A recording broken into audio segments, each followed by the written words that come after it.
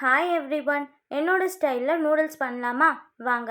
உங்ககிட்ட ஸ்டார்டிங்லாம் நல்லாதாம்மா இருக்குது, but finishing சரியில்லைன்ற மாதிரி பெரிய சம்பவம் ஒன்று பண்ணி விட்டுட்டேன். என்னன்னு வீடியோ லாஸ்ட் வரைக்கும் பாருங்கள், தெரியும். ஃபஸ்ட்டு இந்த பேனில் கொஞ்சமாக ஆயில் போட்டுட்டு ஜீரகம் ஆட் பண்ணி அது கூடவே ஆனியனும் டொமேட்டோவும் நல்லா வதக்க வச்சுக்கோங்க. கொஞ்சமாக கேரட் கேப்சிகம் ஆட் பண்ணிக்கிட்டேன். வேறு ஏதாவது வெஜிடபிள்ஸ் இருந்தாலும் ஆட் பண்ணிக்கலாம் நீங்கள்.